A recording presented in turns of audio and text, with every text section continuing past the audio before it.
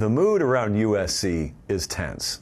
Is it too tense? I don't know, because that's for the fan base to decide. But the mood around USC football right now is they don't feel like they're built for a rebuild. And it is an age-old conundrum that you find when you have a coach like Lincoln Riley who gets a few years into his tenure and then he realizes the presets are not right. So the way I initially set things up when I took over this job, I didn't do it right. To get specific, he hired poorly on the defensive side of the ball. And then he realized that. He probably already knew it. He did something about it this past winter. Alex Grinch is out. He brings in D'Anton Lynn from across town. They massively upgrade the defensive staff. It's already had great returns. They are much, much improved on that side of the ball. So why does it sound so doom and gloom in the mood tracker? Well, the problem is they've lost 4 games already this year. And the fan base looks around and says, wait a second. It's not year 1, it's year 3. Who in the world that's a major program gets to talk about rebuilding in year 3? It's a totally fair and valid argument. From the guy who preaches patience all the time, if you're a University of Southern California football fan and you're looking at your head coach, you spent a lot of money on him through your program, and you brought him in and there were these sky-high expectations and you were sold this bill of goods on what's going to happen when USC football fuses and merges with the new NIL and portal landscape, and you're in year 3, losing 4 games before Halloween and being sold on a rebuild, you got a problem. And you got a reason to view it as a problem. So I don't have an issue with people who feel that way. But it's a year 1 vibe, and it's the right vibe, but it's 2 years too late. And so I see both sides of this. Now, I sit in Nashville normally. That's where I live, and it's easy for me to look across the country and say, look, I mean, so what he made some poor hires, so what they got out of the gate on the wrong foot.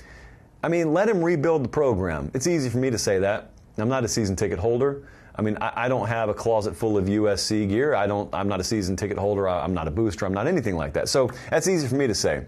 But if you are one, if you're out there living in Rancho Cucamonga and you go to the Coliseum, you're 8 times per year, and you're kind of fed up with year 3, that's when you're going to rebuild? How about when you first get here? I can't argue with you, but I will make this pitch.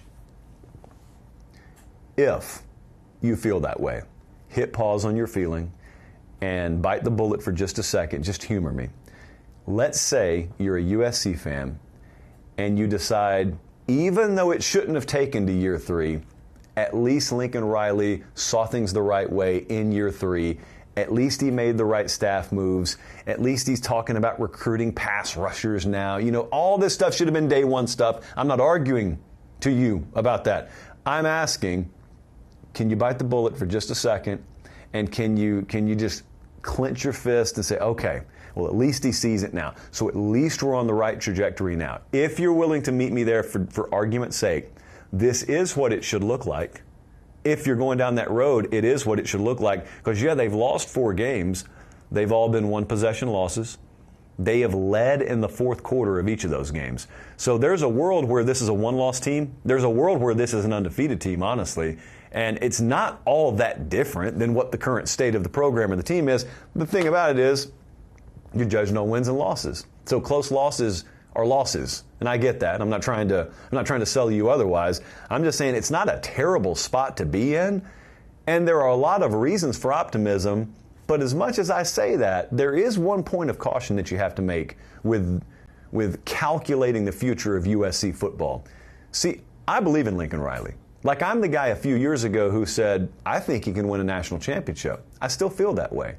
I don't think this USC program is miles away. I think in the aggregate, it is now heading in the right direction. It will not happen overnight. So all that's well and good. But there is a misnomer that just because you hire right and just because you say the right things and then you initially see the inertia start to change, that you get to like place a bookmark every night and you get to start a new chapter the next day. That's not the way this works. The way this works is it's a minefield every day. You don't make a certain amount of progress and then get to, all right, let's put the bookmark there. Let's close the book of progress for today, and we'll open it right back up tomorrow where we started. You can still fall.